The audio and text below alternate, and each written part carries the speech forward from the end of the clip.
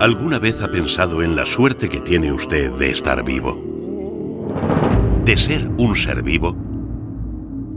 Ningún ser humano ha visto un ictiosaurio vivo y ninguno podrá verlo jamás.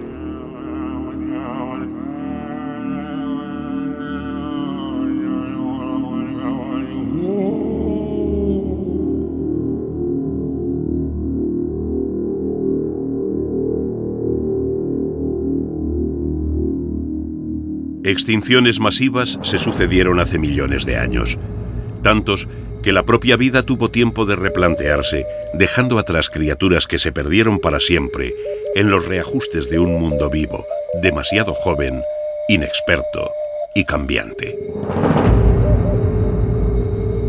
Ningún ser humano, ni usted, ni sus hijos, ni los descendientes de sus hijos, podrá ver jamás un lobo marsupial vivo, a pesar de que nuestros abuelos compartieron el mundo con ellos. Ninguno podremos ver jamás un dodo, ni un moa, ni un alca gigante. Somos el vector más eficaz de un fenómeno tan antiguo como la vida, la extinción de las especies. Pero estamos resultando tan eficaces en nuestro papel destructor que al empezar a comprender los mecanismos interdependientes de la vida sobre la Tierra, estamos vislumbrando que tal vez nuestra actividad puede acabar situando a nuestra propia especie en el camino de la extinción.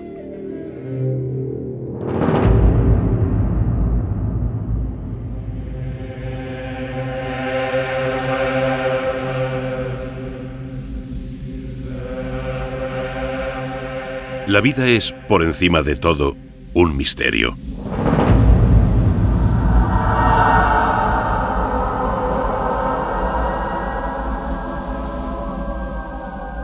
Hasta donde conocemos, nuestro universo es un precioso espejismo de leyes físicas, convulsiones químicas y viajeros geológicos silenciosos, colosales y casi eternos. Inmensamente hermosos, pero todos ellos muertos. O casi todos.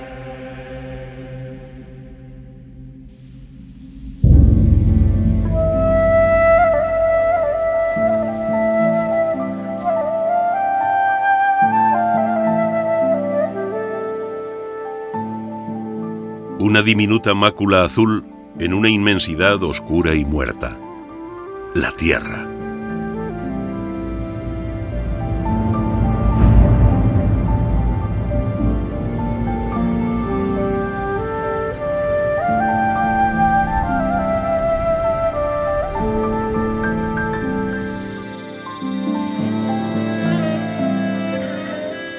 La mano de Dios, o una probabilidad impensable de combinaciones físico-químicas aleatorias, han dado como resultado un mundo extraordinariamente variado, donde la vida ha experimentado durante millones de años, dando lugar a formas vivas distintas, interdependientes, cambiantes.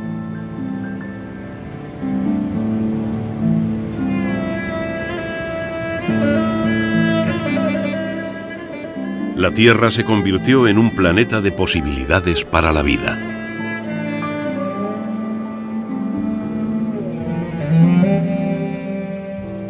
Cada ecosistema, cada nicho, cada espacio sobre la Tierra o bajo el mar fue aprovechado por prototipos biológicos que iban surgiendo conforme el paso de las eras cambiaba las condiciones del medio natural.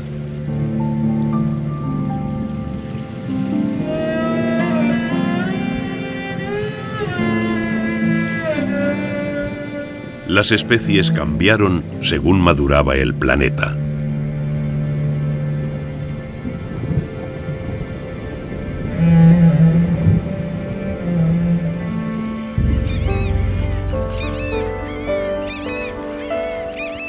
Los primeros seres vivos tardaron en aparecer casi 4.000 millones de años, desde que una explosión impensable para nosotros, aunque pequeña en la escala universal, diera lugar al sistema solar.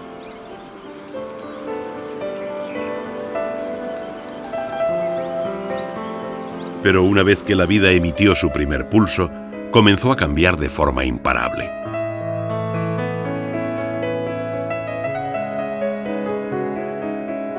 Las formas vivas se multiplicaron variando sus cuerpos, sus capacidades y sus requerimientos de subsistencia. La complejidad de los seres vivos fue aumentando. Las posibilidades de adaptación se incrementaron. Animales y plantas se diversificaron. Las nuevas especies eran más complejas y sofisticadas. Incluso se hicieron sociables, dando lugar a comportamientos que favorecían la supervivencia del grupo por encima de la del individuo. Y la Tierra se llenó de especialistas, maravillosas entidades biológicas capaces de perpetuarse a sí mismas.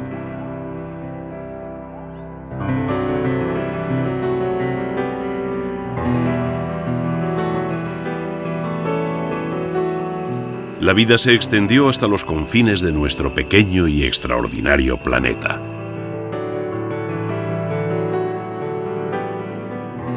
Pero en este proceso de experimentación y cambio, no todo fueron aciertos. Factores terrestres y extraterrestres marcaron épocas de grandes cambios durante las cuales la vida tuvo que volver a empezar. Desde que surgiera el primer ser vivo hasta nuestros días, estos grandes ajustes se han llevado consigo el 99% de las especies que han existido. Y lo hicieron en periodos de tiempo concretos, milenios marcados por una inusual mortandad que hemos denominado extinciones masivas. Desde el primer registro fósil animal, hace aproximadamente 800 millones de años, la Tierra ha sufrido al menos 12 extinciones masivas, de las cuales 5 han sido de proporciones gigantescas. Millones de especies desaparecieron para siempre en estos periodos de muertes masivas, pero siempre quedaron plantas y animales como punto de partida para una nueva diversificación.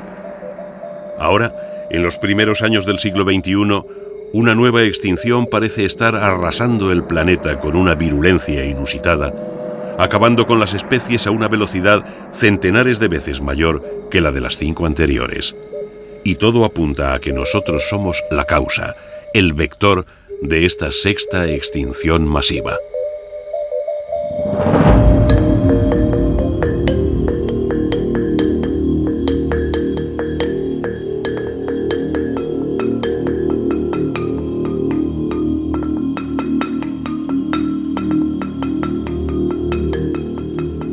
Cuando nos hablan de extinciones en la prehistoria, tendemos a remontarnos en el tiempo a una tierra habitada por animales fabulosos, los dinosaurios.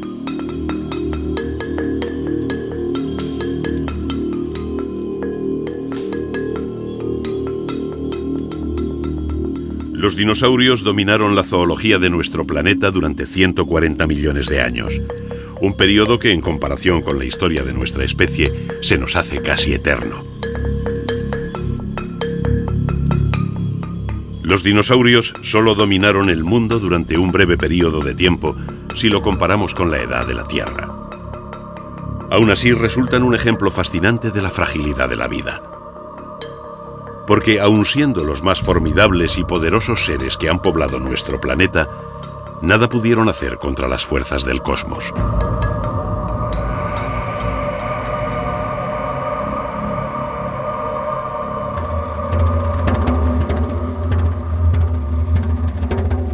Una fuerza más allá de lo imaginable llegó del espacio. Los gigantes iban a convertirse en recuerdo y de nada les iban a servir su tamaño, sus armas terribles, ni su agresividad.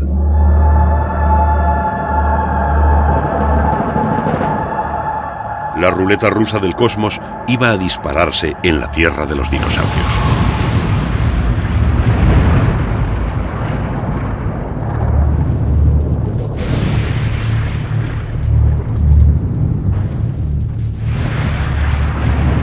Un meteorito de tamaño medio impactó con la Tierra. No fue el mayor ni el más devastador de los que han llegado hasta nuestro planeta, pero la potencia del impacto fue equivalente a 10.000 veces la detonación de todas las armas nucleares del mundo.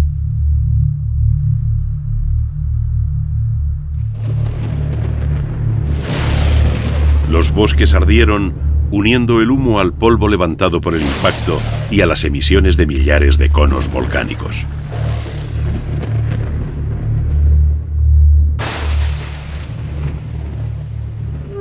El cielo se cubrió impidiendo el paso del sol. El clima cambió radicalmente. Sin luz, muchas plantas murieron y sin alimento los grandes colosos de nuestra historia desaparecieron para siempre de la Tierra.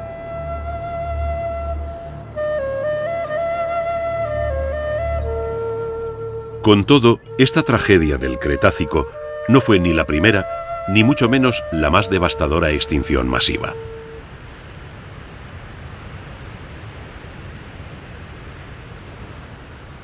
Un cráter volcánico en el interior de las selvas costarricenses nos da una pista de cómo fueron los mayores asesinos de la prehistoria.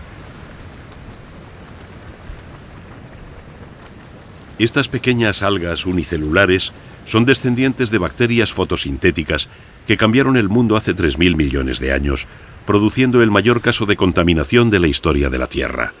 Un envenenamiento producido por un gas altamente agresivo, el oxígeno. Las bacterias fotosintéticas dominaron la Tierra cambiando su atmósfera.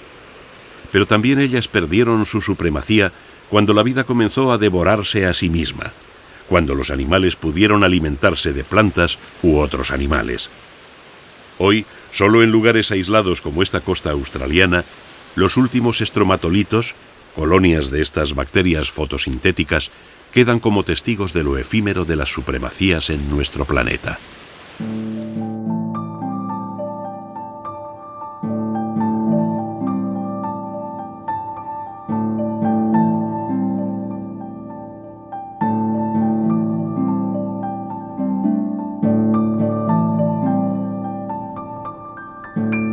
Otro de los grandes vectores de la extinción surgió de la propia evolución de la Tierra.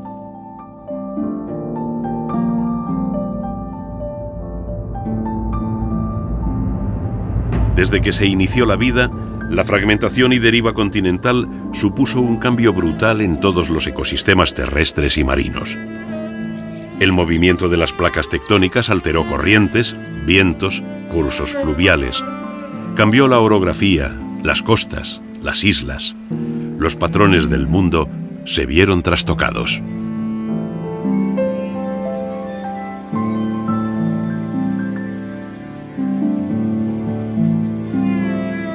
Con el movimiento de las masas continentales, los mares cambiaron, afectando al clima de todo el planeta. Hace 60 millones de años, el supercontinente Gondwana se fragmentó, dando lugar a nuevos y poderosos océanos. Australia se independizó como isla y comenzó su lento camino hacia el norte. Las corrientes marinas cambiaron su flujo titánico, rodeando al continente más austral de aguas frías. Y la Antártida se heló.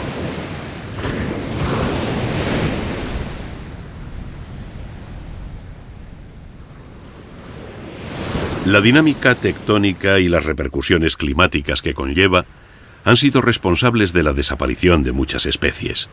De hecho, la primera gran extinción, hace 440 millones de años, se debió a la deriva hacia el sur del supercontinente Gondwana, lo que provocó una prolongada era glaciar en la que se extinguieron cerca del 75% de todas las especies del planeta.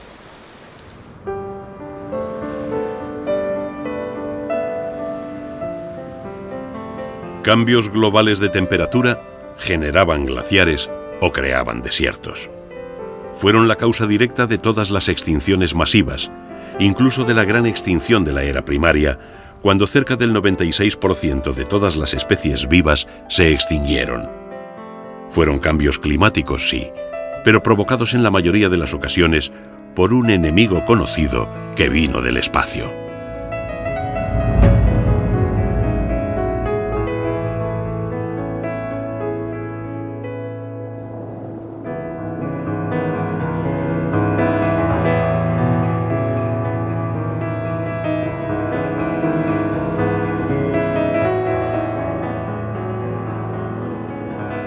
La vida es un proceso cambiante y cruel, al que parece no importarle los individuos ni las especies, sino la propia continuidad de la vida.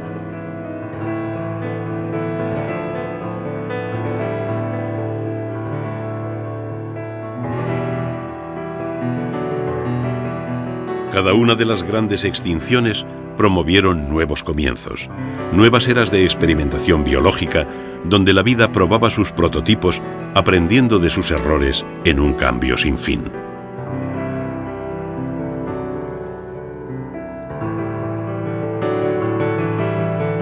Todo parece apuntar a que estas mortandades masivas son imprescindibles para la evolución, ese proceso mal conocido y difícil de entender que ha diversificado la vida, haciéndola cada vez más compleja y especializada.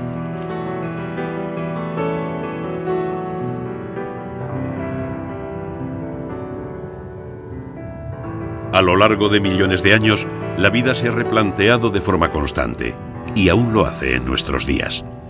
Pero a diferencia de lo que parecía en un principio, los científicos están descubriendo que los supervivientes de estos procesos de extinciones masivas no son necesariamente los mejor preparados, sino los que tienen más suerte.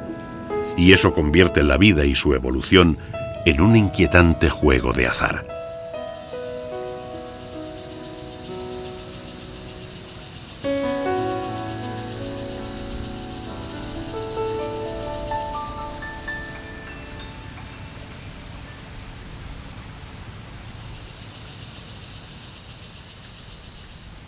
Desde que tenemos información en el registro fósil, y probablemente desde el origen del mundo, las especies no han dejado de cambiar conforme el planeta y sus hábitats se modificaban, de tal forma que podríamos decir que se creaba un mundo nuevo cada cierto periodo de tiempo.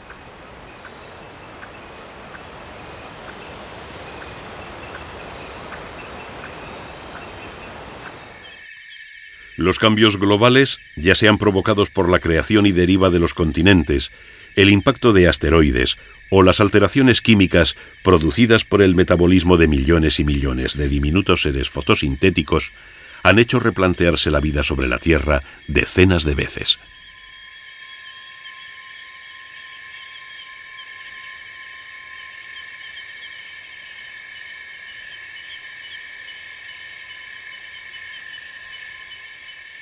Nuevos mundos y nuevos habitantes. Este es el patrón general en los continentes desde hace 800 millones de años. Una máxima que ha dejado por el camino millones de especies que un día fueron tan reales y pujantes en nuestro planeta como hoy podemos serlo los seres humanos.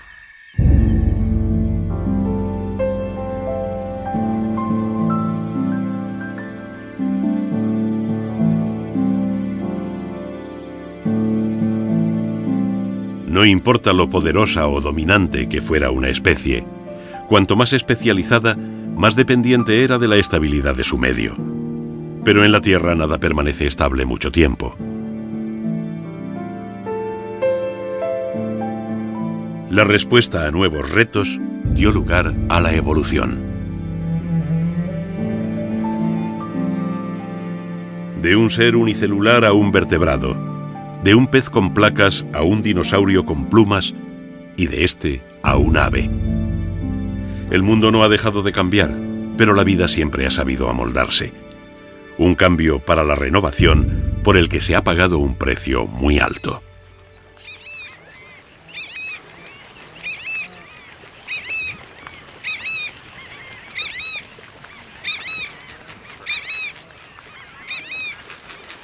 En todo este camino sembrado de extinciones masivas, ha habido sin embargo grandes supervivientes, familias, géneros y especies que han continuado su lenta evolución superando las grandes crisis a lo largo de millones de años, ya sea porque sus hábitats han permanecido estables o porque sus diseños evolutivos les han permitido adaptarse a los cambios.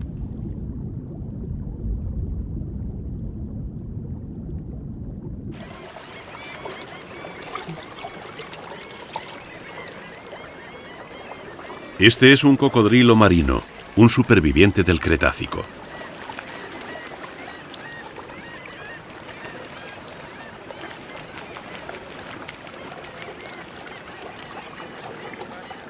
Los primeros antepasados de los cocodrilos actuales aparecieron a principios del Triásico, hace 230 millones de años aproximadamente, en un mundo dominado por los dinosaurios. Eran nuevos prototipos evolutivos que iban a resultar tan eficaces y adaptables que sobrevivirían hasta nuestros días.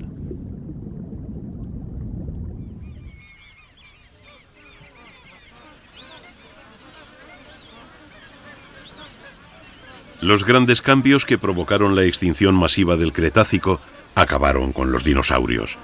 Pero los cocodrilos, sin embargo, consiguieron sobrevivir.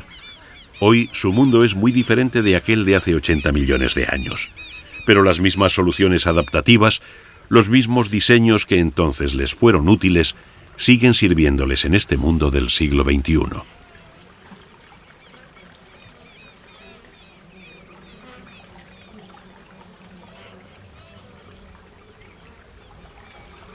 Grandes placas protegen el cuerpo de los cocodrilos como si de una coraza se tratara.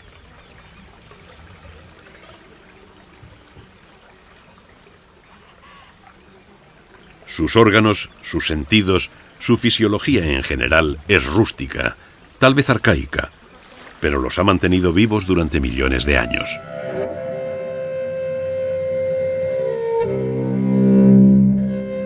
Los primeros cocodrilianos eran carnívoros terrestres. Tenían las patas más largas que los actuales, adaptadas a la caza en tierra, pero ya disponían de un cuerpo muy similar al de los cocodrilos actuales.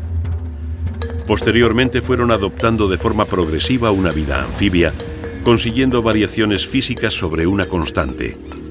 El cuerpo típico de los cocodrilos que aún utilizan con éxito hoy en día, convirtiéndoles en predadores formidables.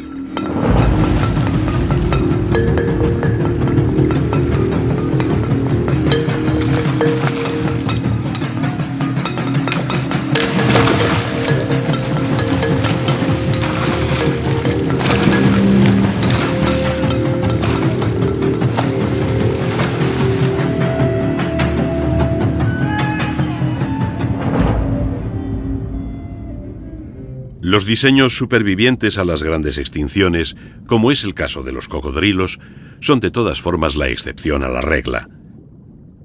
Porque nuestro mundo se comporta como un ser vivo en constante renovación, y eso implica nuevas especies que tomen el relevo.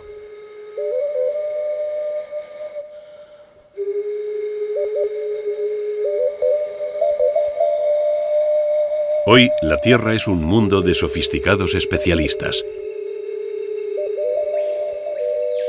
Las comunidades biológicas están formadas por millares de especies, millones de seres vivos que basan sus vidas unos en otros, de forma que todos dependen entre sí.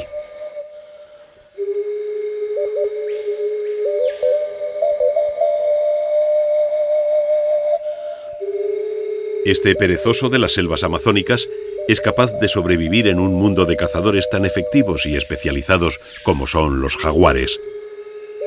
Y si lo consigue, es gracias a algo tan sencillo y difícil como poder vivir sin necesidad de bajar al suelo.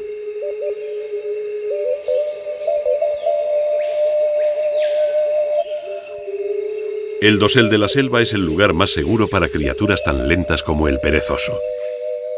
Aquí arriba encuentran comida y han conseguido beber de las hojas y troncos que almacenan el agua de lluvia. Además, sus adaptaciones a la vida arbórea les han llevado a desarrollar un disfraz a base de movimientos lentos y de unas algas verdosas que les tiñen sus pelos pardos. A cambio de tan ajustados cambios fisiológicos, los perezosos no pueden huir si les localiza un enemigo y deben vivir siempre cerca de las cecropias de las que se alimentan, de modo que dependen estrechamente de la supervivencia de estos árboles y en general de la selva amazónica.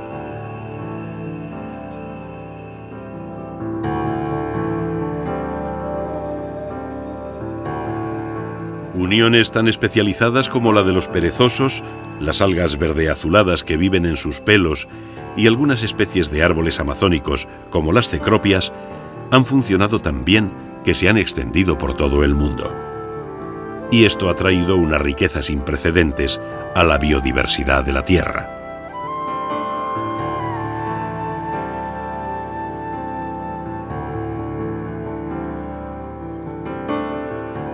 Las uniones ecológicas han hecho que la vida se diversifique como no lo había hecho en su larga historia evolutiva. Pero este éxito tiene sus riesgos.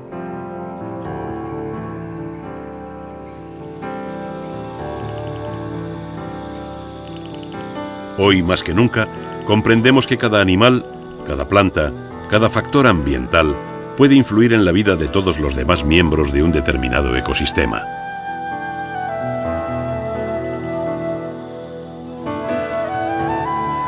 Lo mismo que algunas especies sociables han conseguido conquistar infinidad de medios gracias a la especialización de los individuos del grupo en los diferentes trabajos que requiere la sociedad, estos ecosistemas complejos necesitan de los diferentes miembros que lo componen para su óptimo funcionamiento.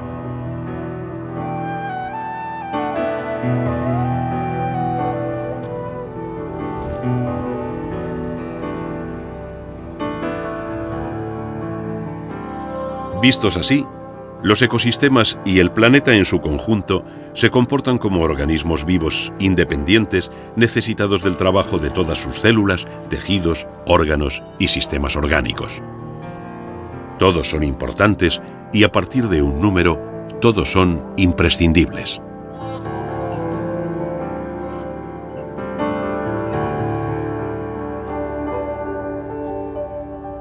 Esta especialización llegó al máximo en las islas que la deriva continental separó del resto de los continentes. Madagascar fue una de ellas.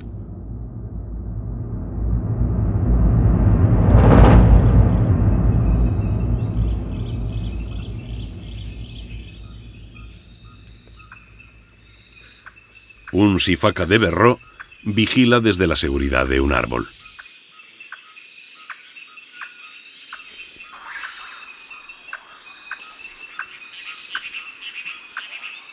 Los sifacas, como todo el grupo de los lémures a los que pertenecen, surgieron en la soledad evolutiva de Madagascar. No existen lémures en ninguna otra parte del mundo, ni los ha habido nunca. Y lo mismo le sucede a más de 150.000 especies de plantas y animales exclusivas de esta isla africana.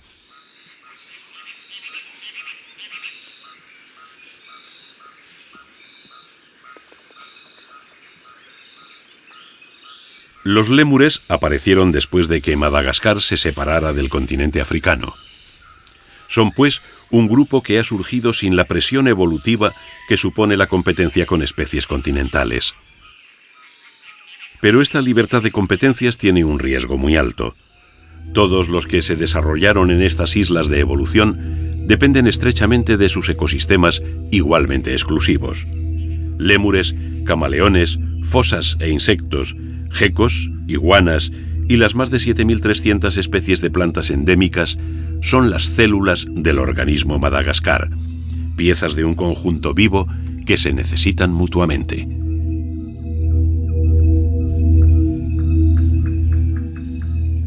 Y esto afecta por igual a animales y plantas, a grandes y a pequeños, a cazadores y a presas.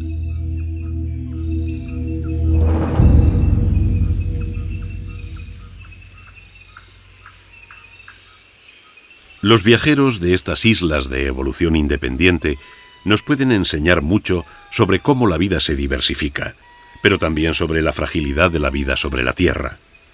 Son mundos a escala reducida, ejemplos en los que podemos ver reflejada la suerte de todo el planeta en un periodo de tiempo mucho menor.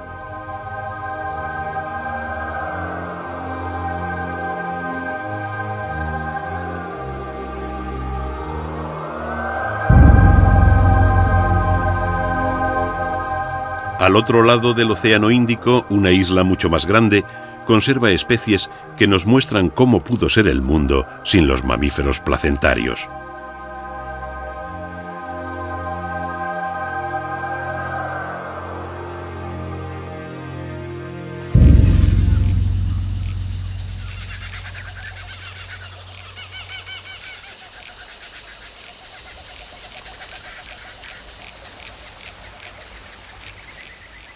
En el interior de sus selvas prehistóricas, Australia guarda a los descendientes de la lejana Gondwana, el supercontinente austral que se fragmentó hace 50 millones de años.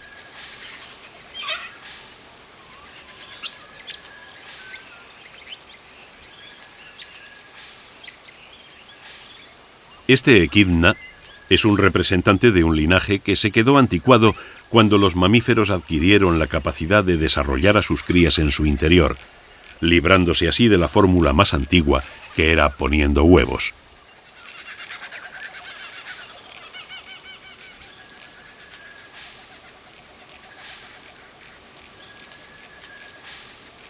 Con los monotremas, que es como se denomina a este grupo de mamíferos ponedores de huevos, Australia guardaba otro tipo de mamíferos, los marsupiales, aquellos que acababan el desarrollo de sus crías en el interior de bolsas o marsupios.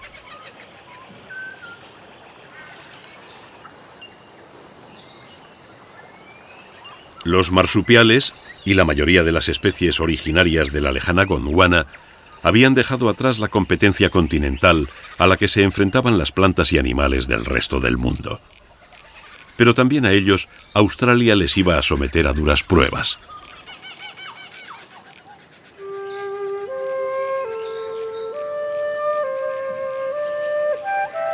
Cuando Australia se independizó como isla, comenzó un lento viaje hacia el norte. Al paso de milenios, la isla fue acercándose a latitudes más cálidas y eso supuso progresivos pero contundentes cambios climáticos en su interior.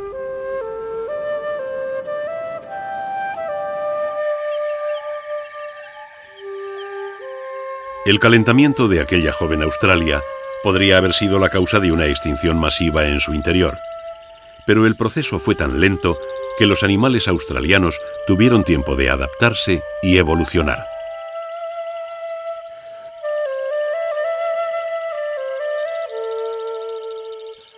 Hoy, la noche australiana deja ver algunos de los nuevos prototipos marsupiales que se han adaptado también al calor que han convertido el desierto en su hábitat.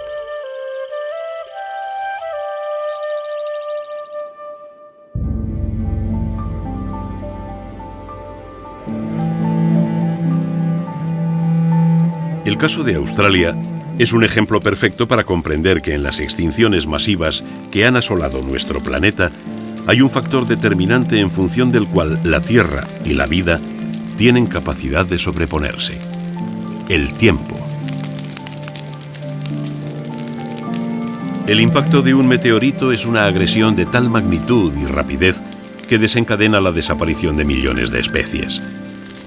Pero los cambios paulatinos, las transformaciones progresivas de nuestro mundo, dan tiempo a la evolución para que sus especies se adapten a las nuevas condiciones. Y esa capacidad ha sido la que ha hecho que, a pesar de las grandes extinciones, la vida se haya recuperado una y otra vez.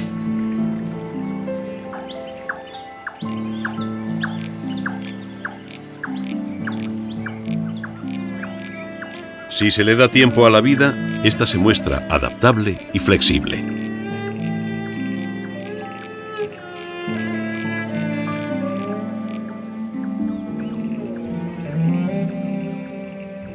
Los casuarios australianos son descendientes de las aves gigantes que vivían en el supercontinente Gondwana. Aquellos gigantes, de más de 500 kilos, dieron lugar a las avestruces africanas, los ñandúes sudamericanos y a los emúes y casuarios de Oceanía.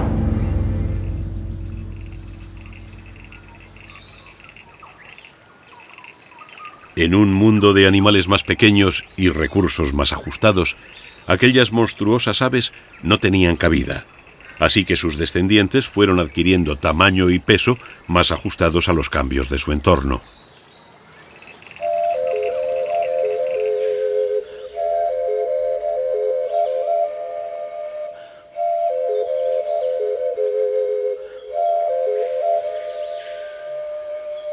Al otro lado del mundo, en las selvas que baña el Orinoco, un grupo de oadzines se alimenta entre las copas de los árboles. Como tantas otras especies, los oadzines surgieron como respuesta a la oportunidad de alimentarse y vivir de forma permanente en las copas de los árboles amazónicos. Y como sus antecesores tuvieron tiempo suficiente, un tiempo que geológicamente no es mucho, pero que se mide en millones de años, surgió esta especie, un ave vinculada vitalmente a los árboles de los que se alimenta, una especialización que permite a los oadzines alimentarse sin tener que hacer grandes vuelos. Para los carnívoros, sin embargo, las cosas no son tan fáciles y hay que perseguir a las presas.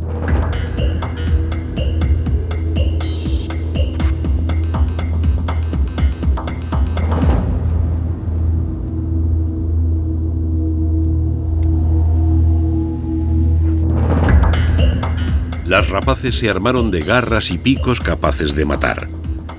Tal y como hacían los grandes dinosaurios carnívoros, que ahora sabemos que también tenían plumas, los cazadores del aire necesitaron desarrollar resistencia, rapidez y pericia en el vuelo. Todo lo contrario que los tranquilos o alcines.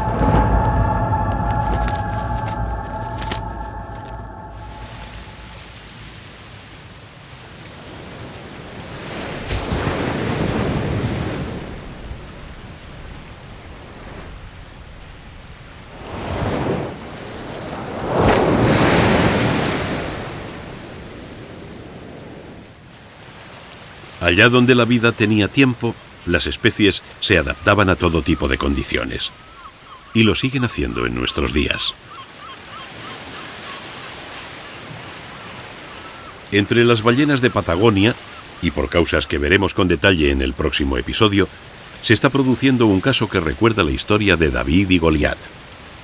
Las gaviotas se han hecho tan numerosas que aprovechan todos los recursos disponibles y los lomos de las ballenas son una fuente casi inagotable de alimento.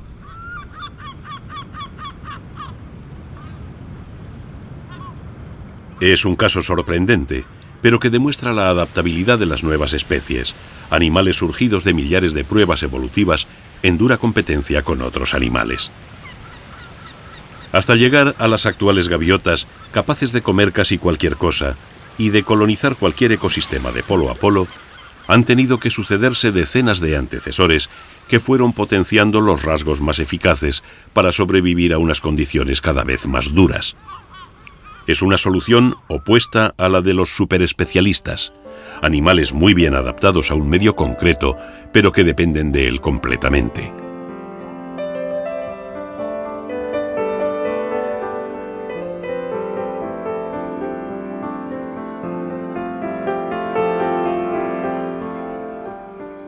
Desde el origen de la vida, los organismos han ido ganando complejidad.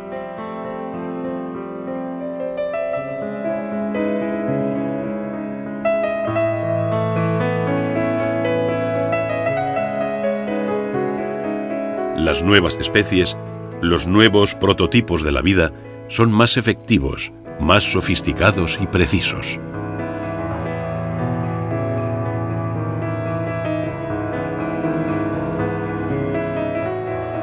Desde que la vida comenzó a devorarse a sí misma, es decir, desde que aparecieron los primeros seres capaces de alimentarse de otros organismos vivos, el mundo se convirtió en un lugar de cazadores y presas.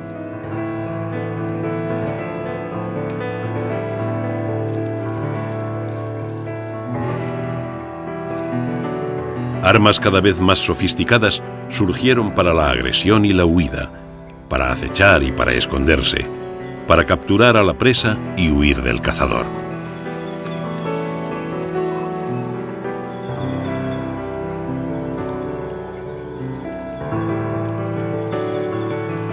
No importaba hasta dónde llegaran las nuevas adaptaciones para colonizar nuevos ecosistemas. Allí donde llegaba una presa, surgía con el tiempo un cazador.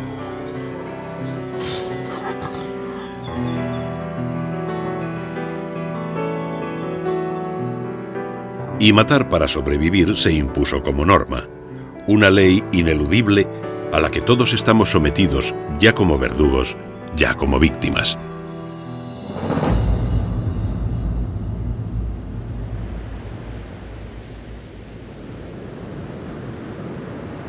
Cuando los mamíferos volvieron al mar, lo hicieron por partida doble.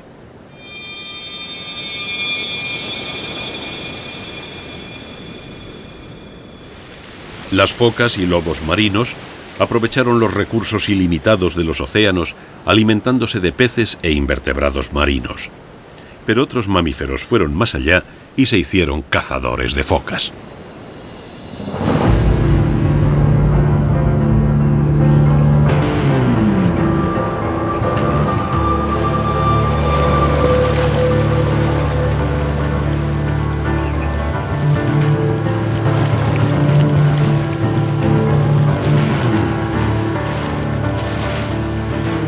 Estos nuevos cazadores contaban con una estructura social bien desarrollada, un arma formidable que les permitía cazar en grupo.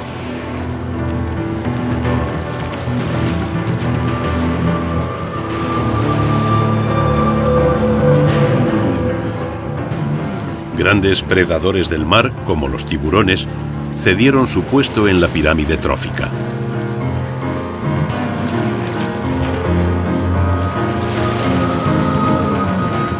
Estos grupos organizados convertían al resto de las criaturas marinas en presas potenciales, y ni siquiera las gigantescas ballenas azules se libraban de su amenaza.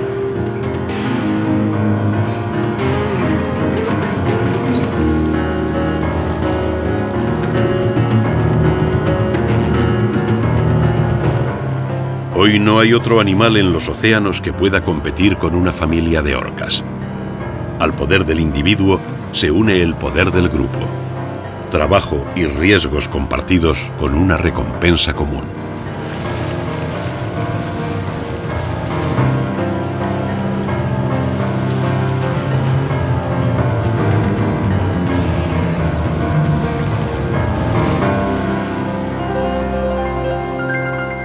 Las orcas son un ejemplo del poder de la evolución y una muestra de sus axiomas. Si no se producen cambios bruscos y de magnitud global, las nuevas especies cumplen la teoría de la selección natural y el más apto sobrevive. Pero cuando hablamos de cambios bruscos, estamos hablando en la escala de tiempo geológica, donde miles de años son apenas un instante. Y fue precisamente hace un instante cuando el más moderno de los prototipos biológicos llegó al planeta Tierra.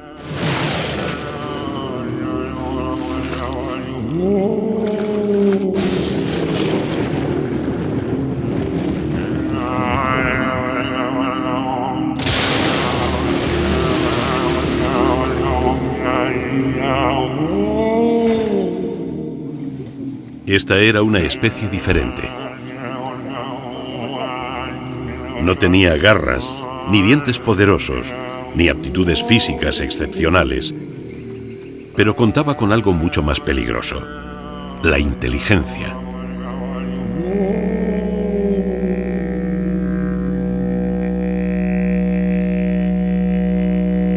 La aparición del hombre iba a cambiar para siempre el planeta.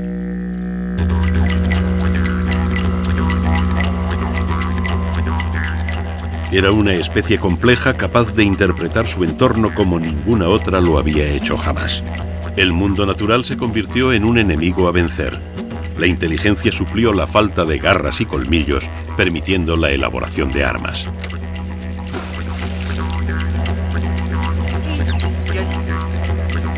Y el hombre se convirtió en un cazador temible.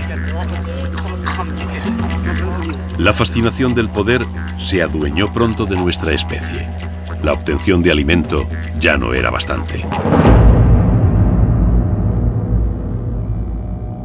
Ahora el hombre tenía el poder sobre la vida y la muerte, y matar sin necesidad se hizo parte de nuestras señas de identidad.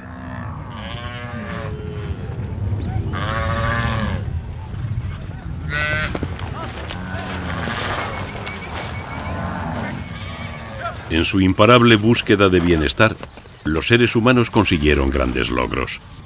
Buscar la comida recolectando y cazando implicaba pasar periodos de privación, estar en permanente movimiento y depender del clima y las estaciones. Así que la domesticación de los animales salvajes resultó una solución fabulosa para atajar el problema, que permitía además permanecer en un mismo lugar durante el tiempo que se quisiera. El hombre se hizo sedentario y aprendió a cultivar el suelo, del que extraía tantos alimentos que aún podía conservar sus excedentes y dosificarlos en los meses improductivos. Los excedentes le permitían además hacer cambios con otras poblaciones, con lo cual se abrían las posibilidades de obtener diferentes alimentos, nuevos objetos, mayor bienestar. Y como consecuencia, los asentamientos humanos se fueron afirmando y creciendo, se hicieron más complejos, más sofisticados, tan ajenos a la naturaleza, que llegaron a convertirse en mundos artificiales a la medida de nuestra especie.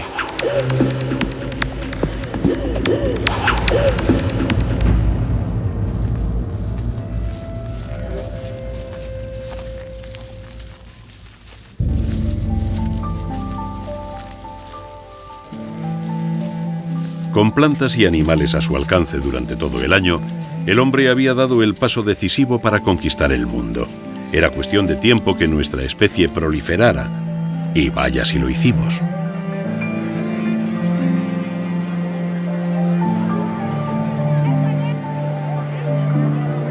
Cada año la población mundial crece más rápidamente, ocupando los últimos santuarios de una naturaleza esquilmada. De las primeras cuevas naturales donde nuestros antepasados encontraron refugio, el hombre ha ido progresivamente conquistando nuevos territorios. La inteligencia le permitía cambiar el entorno a su antojo y nuestra especie se expandió más allá de lo imaginable de forma creciente, exponencial, imparable.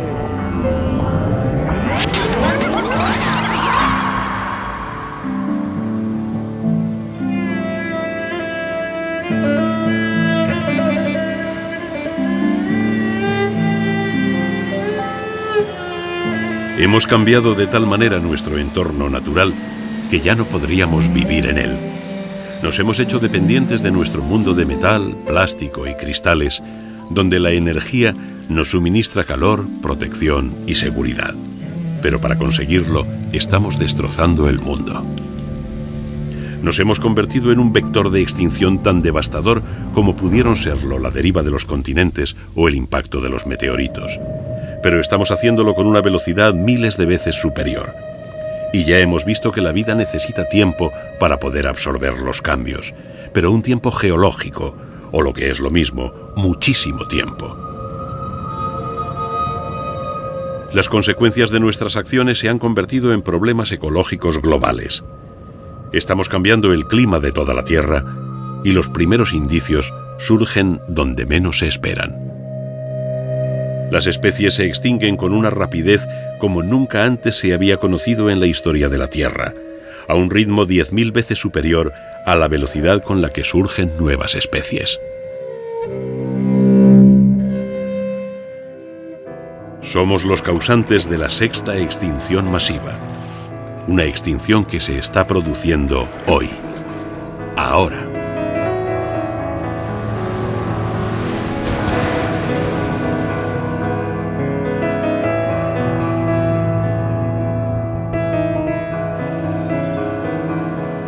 Los científicos calculan que en los próximos 100 años, la mitad de todos los seres vivos del planeta estarán en peligro de extinción. Un periodo inapreciable en la escala de las extinciones, donde el tiempo se mide en millones de años. Estamos empezando a comprender la responsabilidad que supone ser una especie exterminadora. Pero por suerte el proceso aún es reversible. La inteligencia que nos hizo capaces de producir cambios a escala planetaria, la misma que nos permitió conquistar la Tierra y hacernos dueños y señores de la naturaleza, puede conducirnos a enmendar nuestros inaceptables y brutales errores.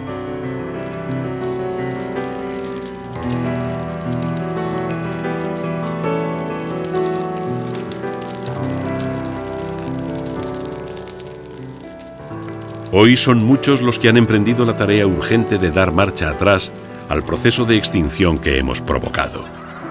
Y cada día son más los voluntarios que se unen a la causa.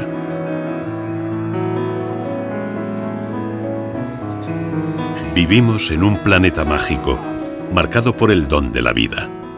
Y aunque nos creamos tan importantes y poderosos, vistos en forma global, con la perspectiva de millones de años, no somos más que una especie loca y efímera que se está saltando todas las reglas.